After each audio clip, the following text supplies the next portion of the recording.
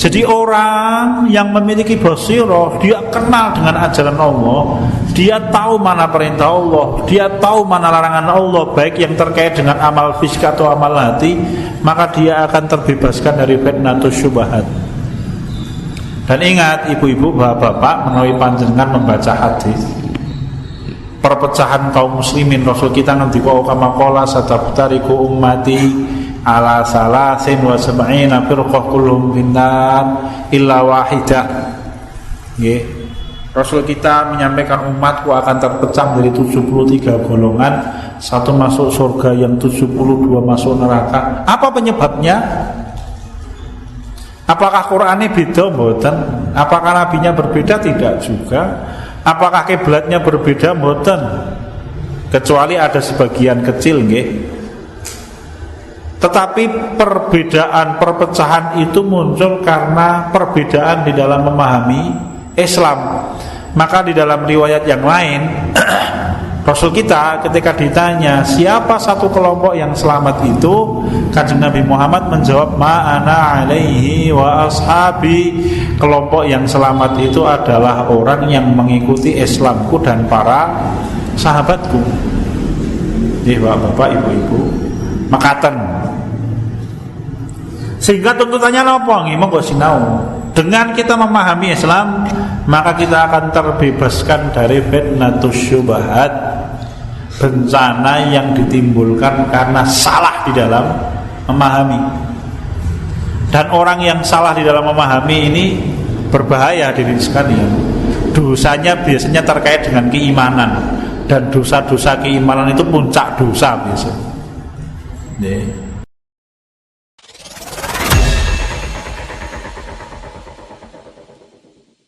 Assalamualaikum warahmatullahi wabarakatuh.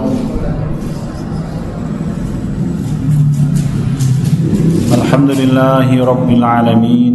Innal hamdalillah nahmaduhu wa nasta'inuhu wa nastaghfiruh wa na'udzu billahi min shururi anfusina wa min sayyiati a'malina.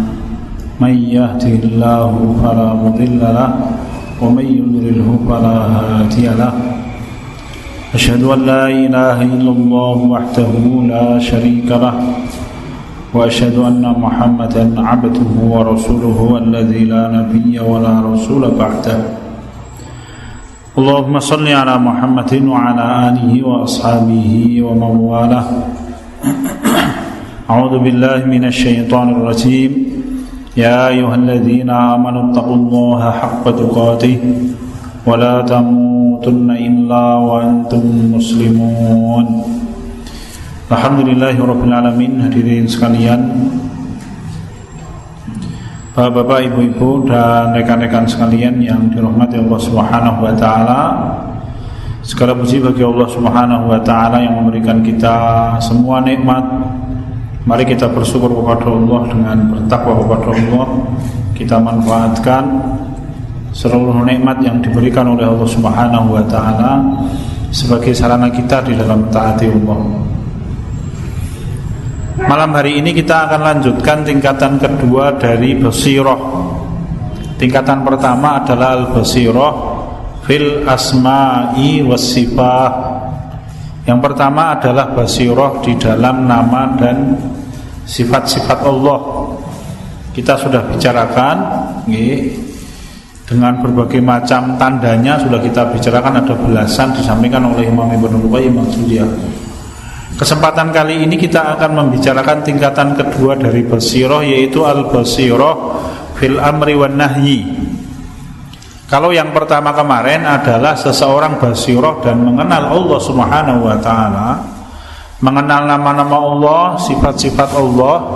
Penting karena kita beribadah kepada Rabb penguasa alam semesta yang tidak bisa kita lihat dengan pandangan mata kita. Maka cara kita menguatkan keyakinan kita kepada Allah Subhanahu wa taala adalah dengan mengenal nama dan sifat-sifat Allah yang Allah perkenalkan di dalam Quran dan di dalam sunnah-sunnah atau hadis-hadis Rasul kita Muhammad SAW. Penting, kalau ada istilah orang siapa tidak kenal maka dia tidak akan cinta, tidak akan suka. Kalau kita kepingin mencintai Allah Subhanahu wa ta'ala, salah satu caranya adalah mengenal Allah Subhanahu wa ta'ala. Dan di antara sarana yang paling mudah untuk mengenal Allah adalah mempelajari nama dan sifat-sifat Allah. Sudah pernah kita bicarakan Bapak-bapak beberapa tahun yang lalu tentang sebagian makna di antara nama-nama dan sifat-sifat Allah. Sudah pernah kita bicarakan. Ingkang angka kalih, mari kita bicarakan kesempatan kali ini. Tingkatan yang kedua adalah al-basirah bin amri wan nahyi. Sekarang mulai kita diwajibkan oleh Allah untuk mengenal perintah dan larangan Allah Subhanahu wa ta'ala. Jadi agar seorang manusia semakin kuat, karena basirah adalah cahaya di dalam hati, yang dengan cahaya itu seorang manusia bisa betul-betul melihat semua janji Allah Subhanahu wa ta'ala, semua ancaman Allah Subhanahu wa ta'ala, surga atau nerakanya Allah yang pasti dan nyata. Maka kemudian cara yang kedua adalah kita mengenal perintah dan larangan-larangan Allah Subhanahu wa ta'ala. Bagaimana bentuknya? Kalau Imam Ibnul Qayyim al-Jauziyah rahimahullah menyampaikan tajridu 'anil mu'aridati bitawilin au taqlidin au hawa.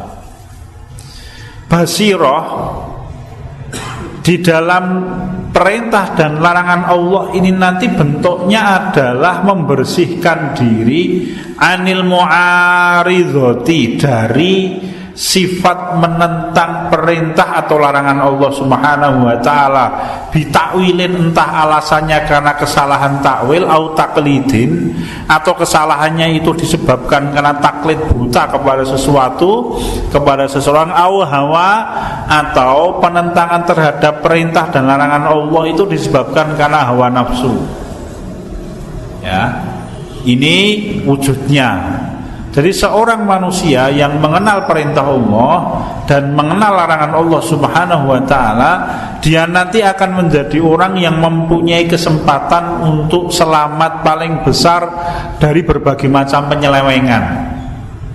Bapak-bapak, ibu-ibu, mari kita ingatkan kembali bahwa penyelewengan awal manusia itu disebabkan karena dua perkara. Satu, karena kesombongan manusia kepada Allah Subhanahu wa ta'ala, orang yang berilmu tetapi tidak mau mentaati Allah. Yang kedua adalah orang yang terkena syahwat. Kalau pertama, dan kemurkaan Allah tiada batas, adalah penyelewengan yang terjadi atas iblis. Iblis mengetahui perintah Allah, iblis mengetahui larangan Allah Subhanahu wa ta'ala, tetapi iblis sombong. Kalau sifatnya ini seperti al-Yahud, orang yang disebut oleh Allah sebagai kelompok maghdubun, orang yang dimurkai oleh Allah, orang yang sangat mengenal kebenaran tetapi dia menolak untuk mengerjakan kebenaran. Kemudian penyelewengan yang kedua adalah penyelewengannya Nabi Adam alaihissalam. Beliau bukan karena menentang Allah, bukan karena beliau orang yang lebih mencintai dunia daripada Allah, tetapi syahwat beliau yang mendorong. Karena cintanya kepada istri, beliau menyeleweng. Akhirnya beliau memakan buah yang diharamkan oleh Allah untuk beliau nikmati di surga. Tetapi murka Allah kepada orang pihak pertama, yang mana orang ini menyeleweng dari kebenaran karena sombong. Dia mengetahui kebenaran tapi menolaknya mentah-mentah, jauh lebih besar daripada bentuk penyelewengan yang kedua, yaitu apa yang dikerjakan oleh Nabi Adam alaihissalam. Ya. Apa maknanya hadirin sekalian, asadani Allah wa iyyakum? Kalau Allah Ta'ala kemudian menyebutkan sebab dua kelompok manusia kita diperintahkan oleh Allah Subhanahu wa ta'ala untuk menghindarkan diri darinya adalah al-maghdhub wad-dhal. Kalau maghdhub itu orang yang mengenal kebenaran tapi menolak kebenaran, sedangkan dhalun adalah orang yang kepingin melaksanakan kebenaran tetapi dia tidak tahu cara yang harus dikerjakan untuk melaksanakan kebenaran. Ya, kalau maghdhub adalah orang-orang Yahudi, sedangkan ad-dhalun adalah orang-orang Nasoro. Maka tuntutannya basiro yang kedua ini ya mari kita pelajari ajaran Allah Subhanahu wa taala.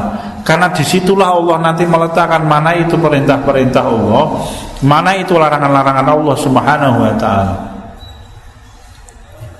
Bapak-bapak, ibu-ibu, hadirin sadhanillah wa iyyakum, sebenarnya ada satu dosa yang sangat besar. Jadi kalau Imam Ibnul Qayyim al-Jauziyah rahimahullah menyampaikan kira-kira begini, bahwa hati manusia itu ada dua macam. Satu hati yang, mohon maaf, hati yang jelek ini. Yang pertama itu hati yang terhalangi dari kebenaran. Ada dua macam tadi kita sebutkan, al-maghdub dan dhal, ya. Orang yang dimurkai oleh Allah dan orang yang tersesat. Orang yang dimurkai adalah orang yang mengenal kebenaran tapi kemudian dia menolak. Sedangkan orang yang tersesat adalah orang yang kepingin melaksanakan kebenaran tetapi dia tidak tahu caranya. Ada hati yang ketiga, dan hati yang ketiga ini jauh lebih buruk. Apa itu? Imam Ibnul Qayyim al-Jauziyah rahimahullah menyampaikan qalbun mankus, hati yang terbalik. Hati yang terbalik itu bagaimana? Kalau dia bertemu dengan perintah Allah, maka dia halangi semua manusia untuk mengerjakan perintah Allah. Kalau ada larangan Allah, maka dia akan perintahkan semua manusia untuk melanggar larangan itu. Kalau dia bertemu dengan perkara yang diharamkan oleh Allah, dia anggap itu perkara yang baik. Kalau dia bertemu dengan perintah-perintah Allah, maka dia anggap perkara itu perkara yang buruk. Jadi dia orang yang atine kuali. Siapa orang yang disifati dengan sifat orang yang hatinya terbalik? Orang-orang munafik. Ya. Allah Ta'ala menyampaikan, a'udzubillahi minasyaitonirrajim, al-munafiquna wal munafiqatu ba'duhum min ba'd ya'muruna bil munkari wa yanhauna 'anil ma'ruf wa yaqbiduna aydiyahum nasullaha fanasiyahum innal munafiqina humul fasiqun. Allah Ta'ala menyampaikan wonten ing surat At-Taubah nggih, ayat-ayat 29 menawi mboten lepat, bisa dicari nanti. Allah menyampaikan al munafiquna wal munafiqatu ba'duhum min ba'd. Orang munafik lelaki dan orang munafik perempuan itu ba'duhum min ba'd. Sebagian memberikan bantuan bagi sebagian yang lain. Apa tanda yang Allah sebutkan? Ya'muruna bil munkari wa yanhauna 'anil ma'ruf. Nyuwun ngapunten, surat At-Taubah 67 bukan 69.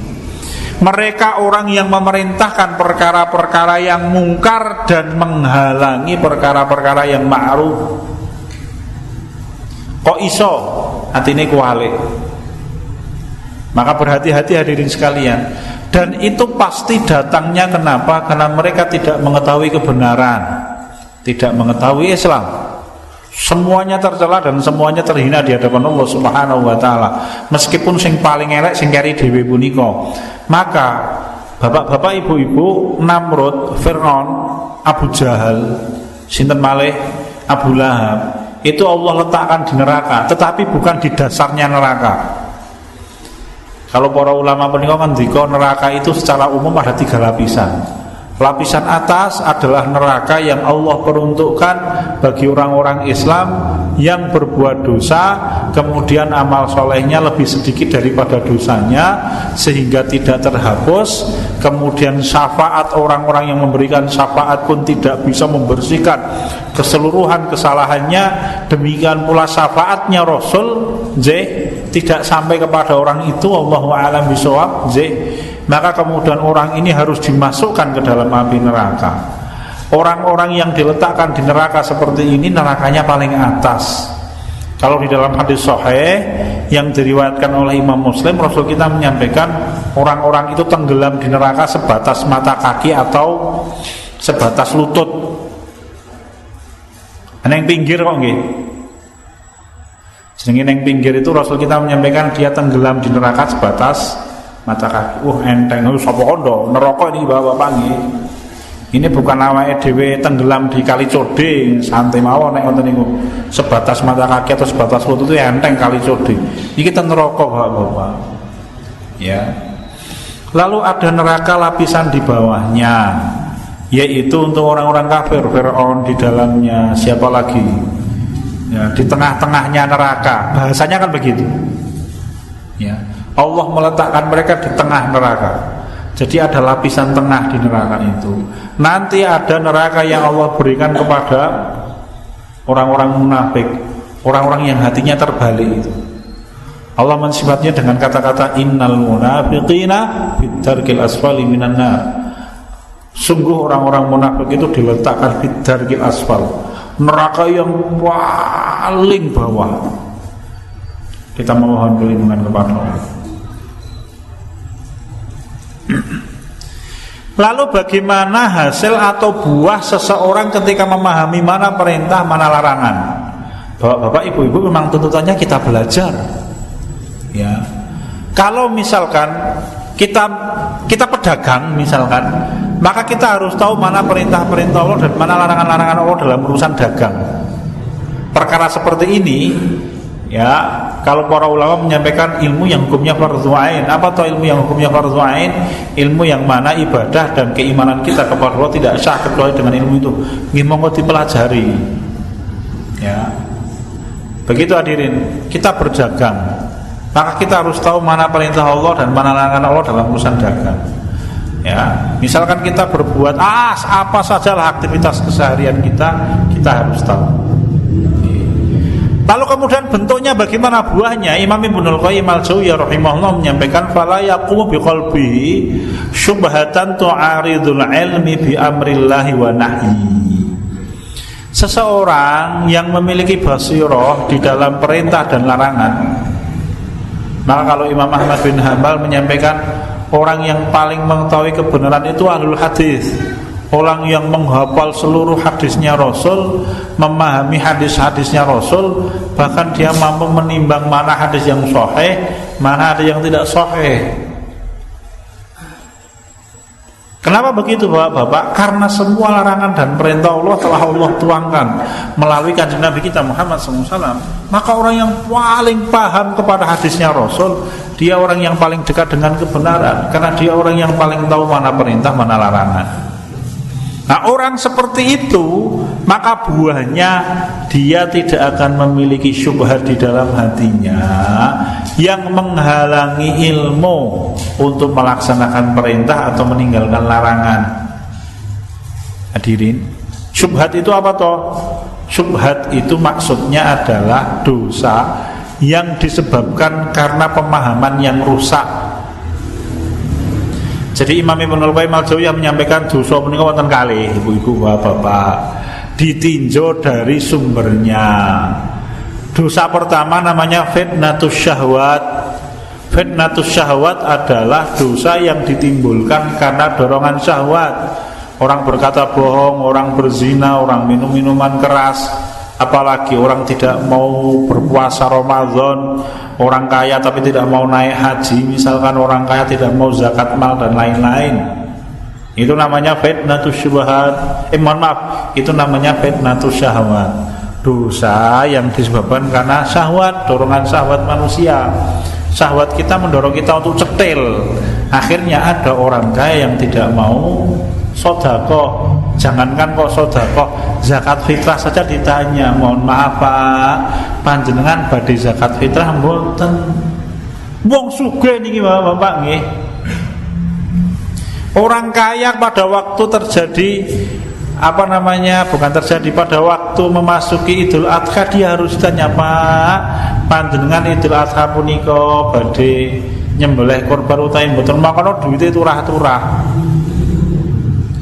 Apa yang menyebabkan manusia tidak mau mengeluarkan hartanya? Cetil. Syahwat manusia yang mengajak manusia untuk berlaku pelit.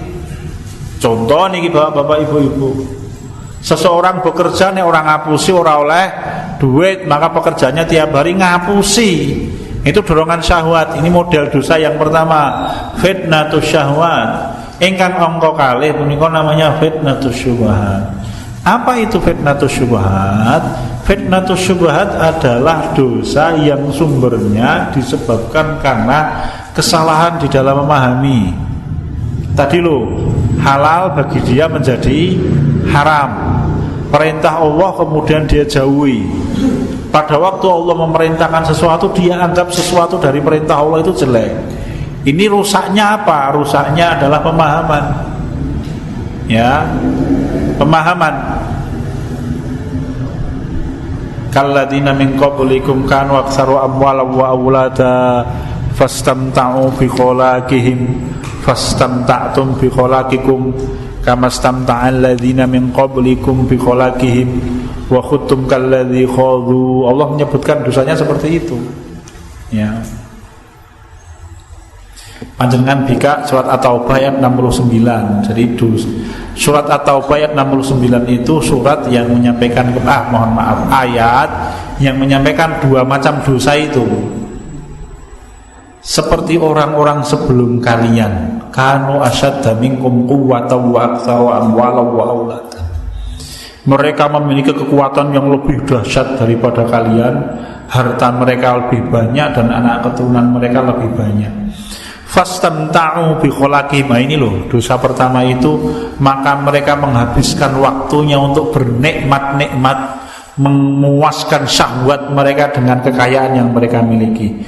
Fastamta'tum bi khalaqikum, maka kalian wahai manusia, umatnya Nabi Muhammad pun mengikuti dosa seperti itu.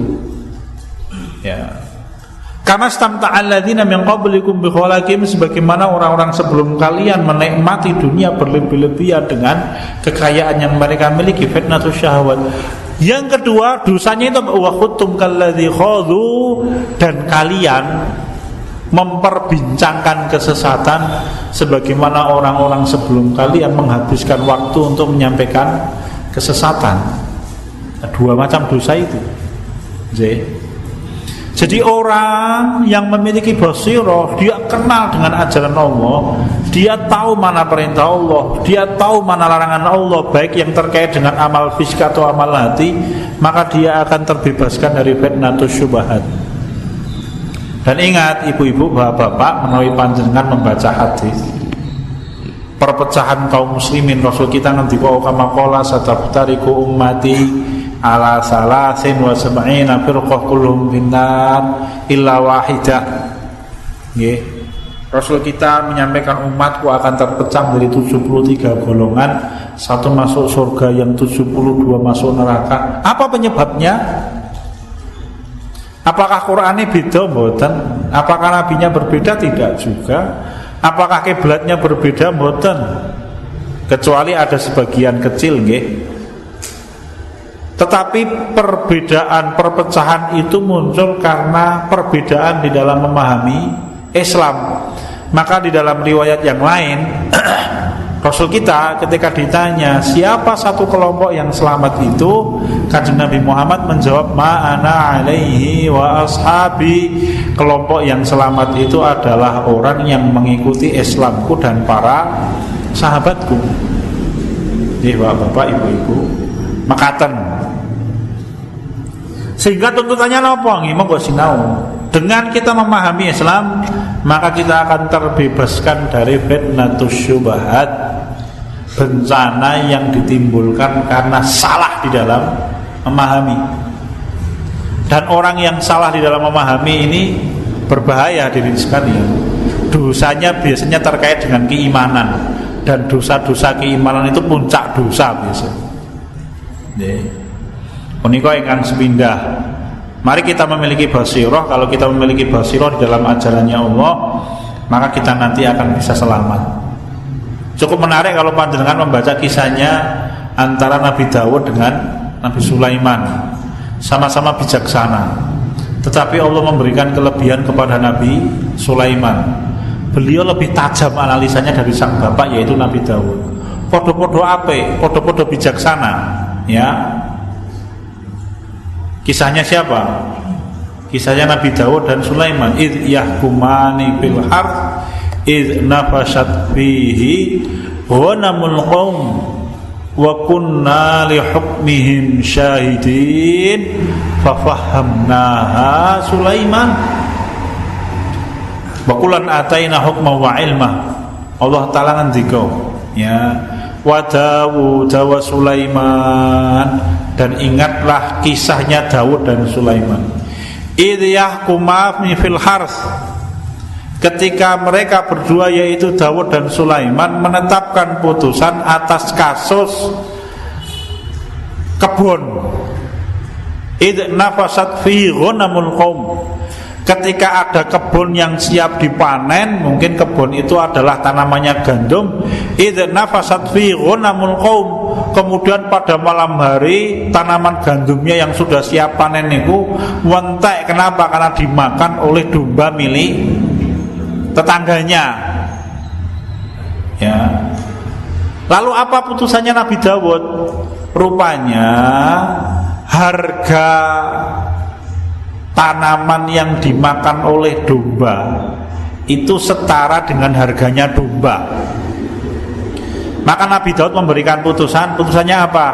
Sebagai putusannya, orang yang memiliki domba memberikan kepada pemilik kebun gandum sebagai ganti rugi. Adil betul? Adil betul Pak? Adil. Kenapa? Karena harganya domba waktu itu setara dengan harganya gandum yang dipangan oleh domba itu. Adil. Harga gandum yang dihabiskan satu malam misalkan 15 juta, harga domba yang memakannya ya regane 15 juta. Putusannya Nabi Daud adil tidak adil? Tepat. Kemudian pemilik domba ya rada jenggelek, waduh, aku kehilangan wedhus iki Mas, kabeh mangan. Meskipun pemilik domba tahu memang dia bersalah. Tidak zalim loh putusannya Nabi Dawud. Tetapi kemudian Nabi Sulaiman memiliki putusan yang lebih bijaksana. Maka kemudian Allah menyampaikan fahamna Sulaiman. Ini basirah Bapak. Tetapi kata Allah, aku jadikan Sulaiman lebih paham. Nabi Sulaiman itu memberikan putusan begini. Putusannya apa? Begini. Wahai ayah, menurut saya bagaimana kalau misalkan pemilik domba itu diperintahkan untuk memperbaiki kebun gandum sampai siap panen. Terus domba yang dimilikinya diserahkan kepada pemilik kebun gandum untuk dipelihara, terus bagi hasil dengan pemilik domba sebagai ganti rugi. Ya, selama itu cocok Pak. Pemilik dombanya lego, pemilik gandumnya ya lego. Fahamna Sulaiman, maka aku jadikan Sulaiman lebih paham dalam urusan itu. Itu basyirah. Ingkang mongko kali, apa manfaatnya seorang manusia memiliki basirah?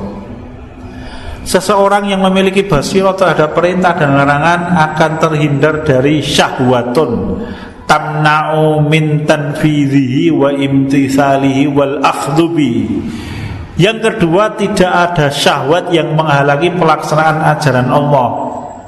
Satu, bebas dari fitnatus syubhat, ingkang angka kali bebas dari fitnatus syahwat. Hanya memang Bapak-bapak, basirah yang menyelamatkan manusia dari fitnatus syahwat itu adalah basirahnya orang yang melaksanakan ilmu. Maka di dalam Islam ulama-ulama yang dimuliakan oleh Allah itu ulama amilin. Ya. Allah Ta'ala menyampaikan yarfa'illahu alladhina amanu minkum walladhina utul ilma darajat. Sesungguhnya Allah mengangkat orang-orang yang beriman di antara kalian dan orang-orang yang menuntut ilmu ya, beberapa derajat. Orang yang menuntut ilmu, yang memahami itu yang dimaksud bagaimana? Orang yang memahami ilmu dan dilaksanakan, bukan sekedar teori tok nggih. Kalau orang sekedar pandai saja tetapi dia tidak mau melaksanakan, ya wis padha wae nanti jadi orang yang tidak bisa melaksanakan kebaikan kaya dene wong-wong Yahudi. Maka kita itu mengenalnya adalah ulama amilin, para ulama yang juga beramal. Dia bukan sekedar orang yang pandai berteori semata. Kalau sahabat Ali bin Abi Thalib radhiyallahu anhu menyampaikan, "Man izdada ilman walam yazdad hudan lam yazdad minallahi illa bu'dahu." Sahabat Ali bin Abi Thalib radhiyallahu anhu ngendika, "Man izdada ilman," siapapun orang yang ilmu pemahaman dia terhadap Islam semakin bertambah, walam yazdad hudan, tetapi petunjuknya nanti di dalam perkataan yang lain saya pernah mendapat walam yazdad imanan, tapi imannya tidak bertambah, petunjuknya tidak bertambah, lam yazdad minallahi illa bu'dahu, maka ilmu itu tidak akan menambah apapun kecuali dia akan semakin jauh dari Allah. Kenapa? Karena ilmu yang dimiliki ilmu yang tidak dilaksanakan. Allah menyampaikan kabura maqtan indallahi an taqulu ma la taf'alu, antas gitu. Ya. Sungguh urusannya sangat berat di hadapan Allah ketika kalian mengatakan sesuatu yang tidak kalian kerjakan. Bukan berarti kemudian kalau kita melihat ada orang yang berbuat kemungkaran, kemudian kita tidak boleh mencegah kemungkaran sebelum kita meninggalkan kemungkaran gitu. Kalau prinsip itu dipakai, kata Imam Malik rahimahullah, setannya menang. Maka di dalam amar ma'ruf nahi mungkar itu tidak disyaratkan pelakunya harus muttaqin. Amar ma'ruf nahi mungkar itu disyaratkan pelakunya orang Islam gitu saja. Seorang pencuri itu ketika melihat orang lain mencuri dia harus mencegah meskipun dia seorang pencuri. Kewajibannya begitu di dalam Islam. Nggih Bapak-bapak. Tetapi yang kita maksud di dalam pembicaraan kita ini ya, kalau kita kepengen selamat maka caranya adalah berilmu dan melaksanakan ilmu ya. Yang ketiga, seseorang yang memiliki basirah akan terselamatkan. Jam berapa nih Mas? Kantor berapa menit? Masih? Berapa menit? 16 menit ya. Akan terselamatkan dari taklid, wala taklida yarihuhu anin badlil judi fital qol ahkam an mishkatin nusus. Seseorang yang memiliki basirah maka dia akan terselamatkan dari sifat taklid yang kadangkala menghalangi seseorang dalam mengarahkan segala daya upaya untuk menemukan hukum dari berbagai dalil. Terus sakjane taklid ki boleh tidak? Kepepet boleh.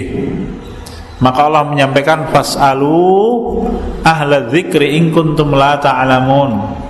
Allah Ta'ala wonten ing surat Zumar menyampaikan, tanyalah kepada orang yang tahu kalau kalian tidak tahu. Wah, taklid itu meng niku kondisine kepepet nggih.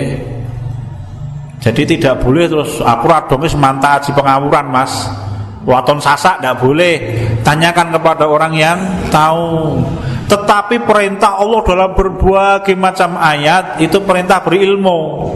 Fa'tabiru ya ulil albab, ambil pelajaran wahai orang yang memiliki akal. Misalkan Iqra bismi rabbikal ladzi khalaq, misalkan wa'lam annahu la ilaha illallah, misalkan yarfa'illahu alladhina amanu minkum walladhina utul ilma darajat, dan lain-lain. Itu perintah mencari ilmu. Taklid ki oleh kepepet nek memang kita tidak tahu. Kita tidak tahu cara sholat, makanya kita kudu sholat gitu. Ada seorang mu'alaf masuk Islam jam 11:30, makanya dia tidak tahu tata cara sholat fardu apa yang dia kerjakan, tanya kepada orang yang tahu. Mencukupkan diri menjadi seorang muqallid, orang yang bertaklid tidak boleh. Seseorang harus belajar ya. Ngaten ibu-ibu bapak, pernah beberapa tahun yang lalu itu ada orang yang cukup menarik. Ada seorang ahwat yang pamit pengajian, Ustadz saya minta izin tidak ikut pengajian nggih. Wonten napa Mbak? Setelah saya ikut pengajian itu saya banyak tahu ajaran Islam dan mengerjakannya susah.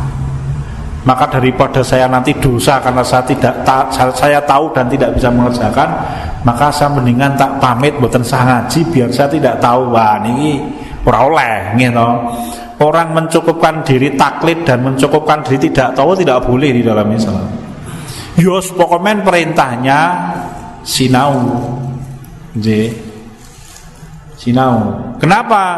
Karena di dalam Islam ada dua macam orang yang tidak memiliki ilmu. Satu namanya orang jahil, itu orang yang tidak tahu ilmunya.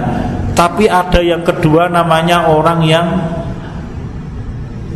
mu'aridhin, orang yang berpaling, tidak mau tahu. Benten loh Bapak. Ya. Apalagi nanti orang jahil yang sudah berusaha untuk mengetahui, kok dia tidak tahu, dimaafkan. Ada orang yang tidak mau tahu. Dia dekat dengan sumber ilmu, ora gelem golek ilmu. Nggih. Jadi nek wonge kepepet niku ya wis wong jenenge kepepet nggih, wis tekokke kepada orang yang tahu. Mas kula niku pun setahun duwe bondoe. Saya tidak tahu bagi zakat. Malah ya tanyakan kepada orang yang tahu. Berapa jumlah panjenengan, Pak? Wah, tanya nggih to. Kan perintahnya Allah fasalu ala dzikri in kuntum la ta'lamun. Mekaten. Ya. Tapi sekali lagi orang tidak boleh memuaskan diri dengan tidak tahu dan taklid, ora oleh. Orang harus belajar nggih. Nanti ada derajat di atasnya muqallid, namanya muqallid muttabi, orang yang taklid dengan cara ittiba. Kalau para ulama itu ittiba itu piye? Ittiba itu orang yang mengikuti fatwanya ulama tapi dia tahu dasarnya. Oh, kalau kita makan pakai tangan kanan itu dasarnya ini loh hadisnya gitu. Tapi kalau kita diminta untuk menyimpulkan hukum, ora iso. Kenapa? Karena kita bukan mujtahid, itu derajat yang lebih baik di atasnya lagi. Nanti yang paling tinggi ya siapa? Mujtahid, orang yang punya kemampuan menyimpulkan hukum dari dalil-dalil syariah. Nanti tingkatan paling tinggi itu begini. Seorang yang memiliki basirah di dalam perintah dan larangan, maka dia akan mencapai tingkatan paling tinggi. Apa itu? Dia bisa menemukan hukum di dalam dalil-dalil syariat. Ini derajatnya mujtahid. Nggih. Nek awake dhewe mungkin derajatnya baru tahu dalilnya, tapi paling tidak itu sudah merupakan peningkatan. Ya. Kenapa? Karena perintahnya belajar, kemudian belajar, kemudian belajar. Hadirin sadani Allah wa iyyakum, proses orang mengetahui kebenaran itu ada beberapa tingkatan.